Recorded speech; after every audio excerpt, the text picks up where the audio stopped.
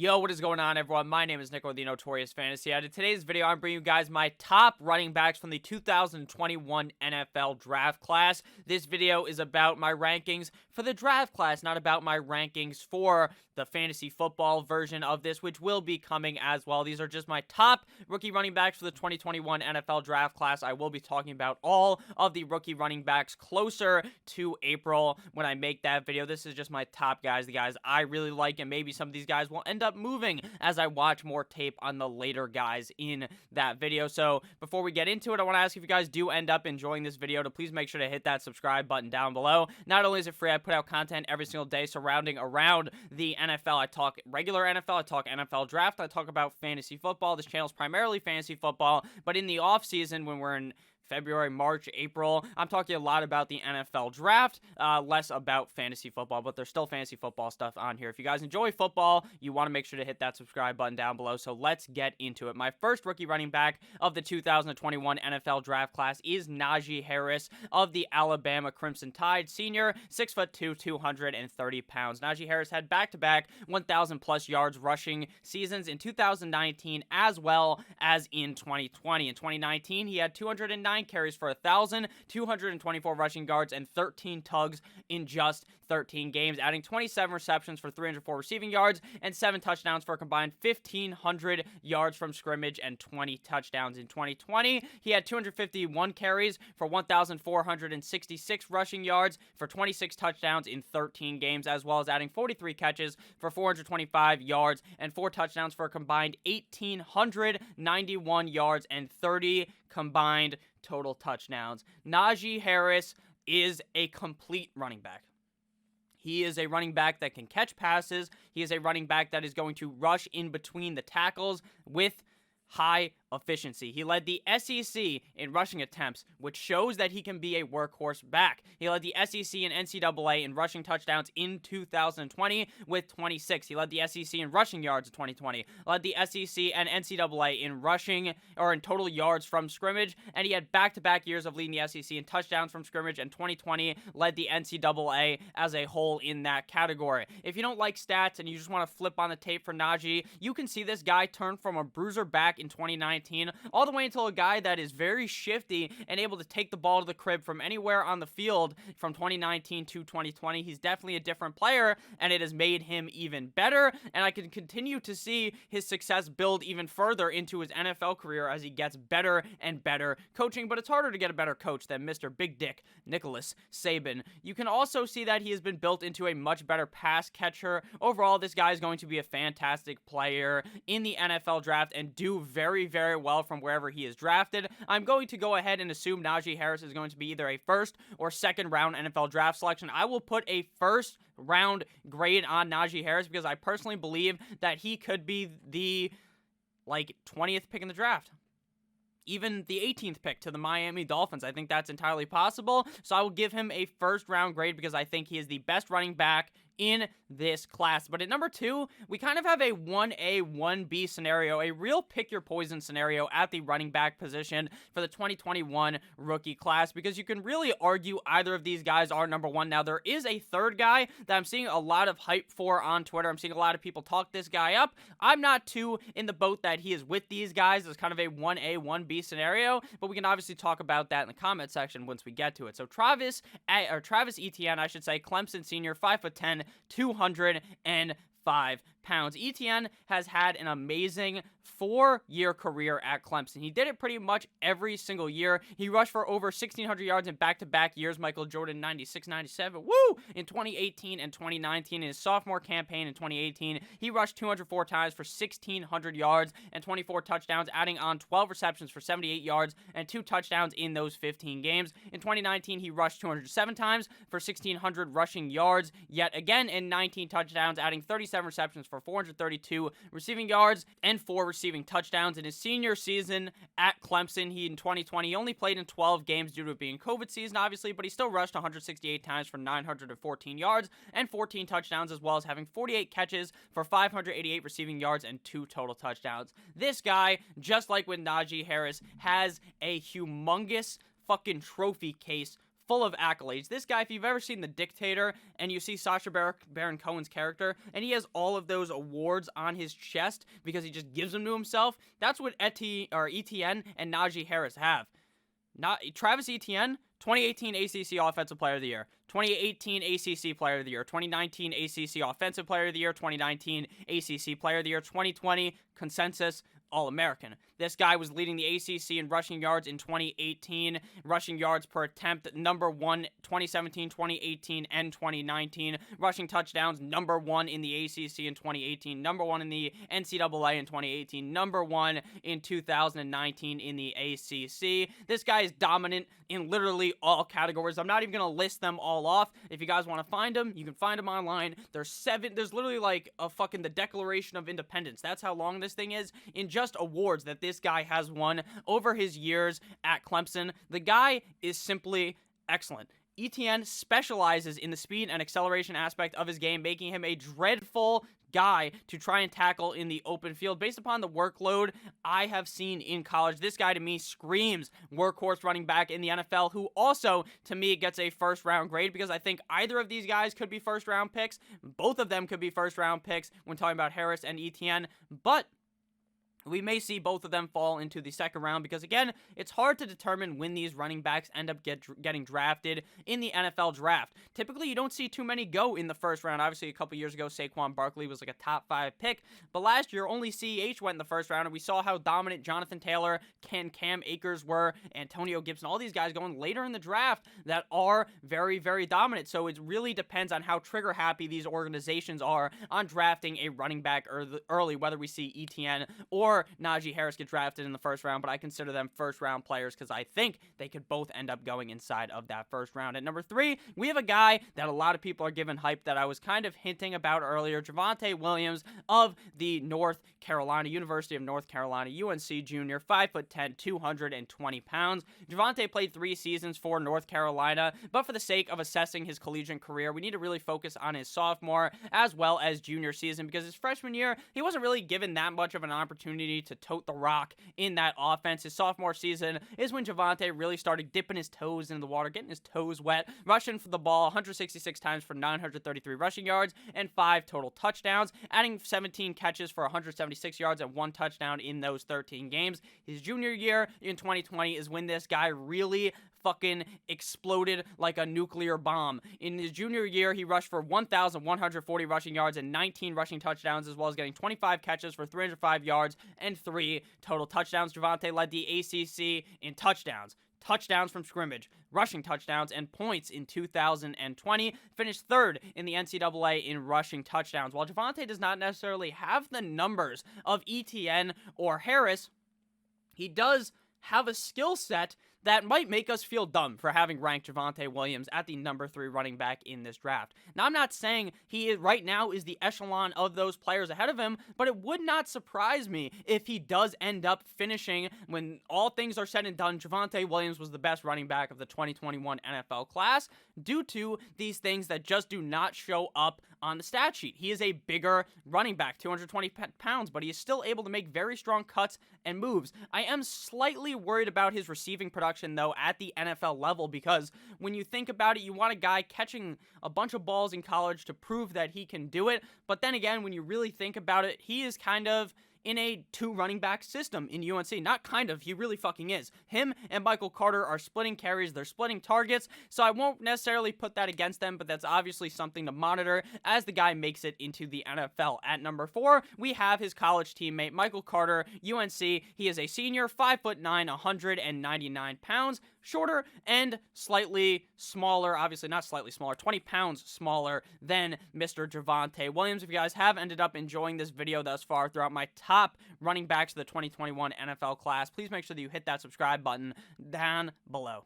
Even with splitting carries with Williams, they were both able to show out at times at UNC. The biggest game for both of these guys, if you go back and look, is up against the Miami Hurricanes from last season. Even while splitting carries, he was really, really good, and so was Javonte Williams. It's crazy that we can see two running backs out of the same backfield finish 3 and 4 in my running back rankings, just strictly based on the skill when given the rock. Carter played one more year than Williams, but just like with Williams, he was not necessarily given a chance early on in his career at UNC, rushing for above 500 yards in his first 2 seasons, but we see the true, real breakout in 2019, and then he continued that success into the 2020 college football season. He had, in his junior year, 177 touches for 1,003 rushing yards and 3 rushing touchdowns, adding on 21 receptions for 154 yards and 2 total touchdowns in the receiving compartment in 2020 as a senior. He played in 11 games, rushed the ball 156 times for 1,245 rushing yards, 9 rushing touchdowns, adding on 25 receptions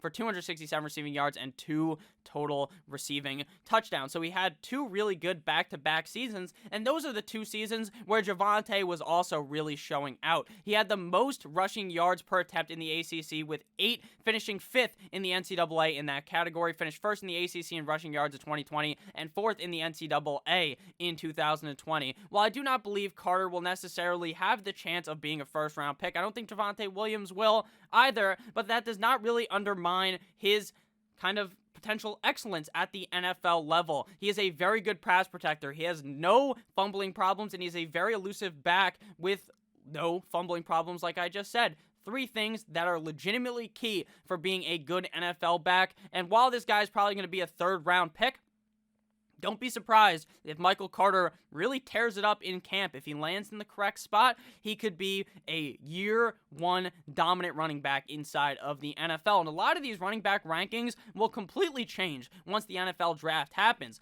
especially with Travis Etienne as well as Najee Harris, because one of these guys is going to land in a much better situation to elevate them instantly into success, and maybe the other one will kind of have to work their way up the depth chart. A lot of these guys, Javonte Williams, Michael Carter, and the 5th guy, are likely going to have to work their way into a lineup. Maybe not Javonte Williams, but I feel like Michael Carter definitely will have to. At number 5, we have Jaret Patterson, Buffalo junior running back, 5'9", 195 pounds. Patterson plays in the MAC division. We ain't talking about the Big Mac, which is a division that doesn't get too much praise, isn't too well televised, but it's always fun to watch because it's not on Saturdays. It's just on during the week, and you have a nice, fun time watching this. Patterson got his fame from this season when people are talking about Jaret Patterson for fucking Heisman after this man rushed for 409 yards and 8 scores.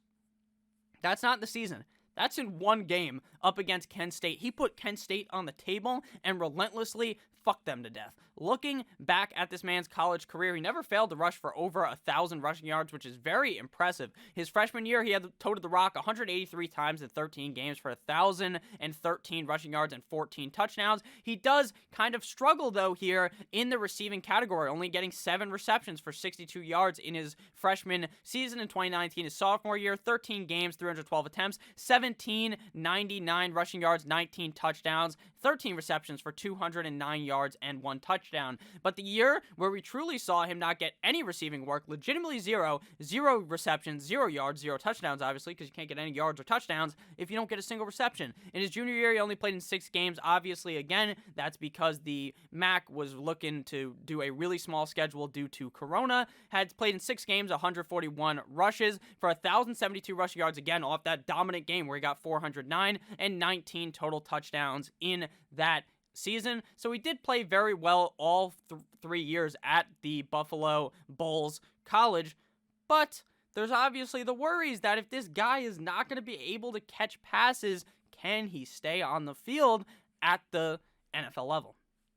The NFL really focuses now on running backs that are good both at catching as well as rushing the ball, and this is going to kick Patterson off of the field at the NFL level if he is not going to be able to increase his reception perception that he can catch the ball, I should say. So Patterson was the 2020 MAC Offensive Player of the Year, leading the MAC in rushing yards in back-to-back seasons 2019 and 2020, led the MAC in rushing touchdowns in 2020, as well as yards from scrimmage and touchdowns from scrimmage. While he's a very solid runner, like I said, it is kind of worrisome that he may not end up being a running back 1 in the NFL unless of an injury, because it's very hard to see a guy that cannot catch passes or does not get a lot of pass catching opportunity to be able to do it at the NFL level. He does not have insane speed as a runner, but he's constantly making the right moves to get him into space. So that's why he's such a good player, not based off of speed. While the NFL, you see a lot of these running backs fucking busting off insane speed. Patterson does not have it,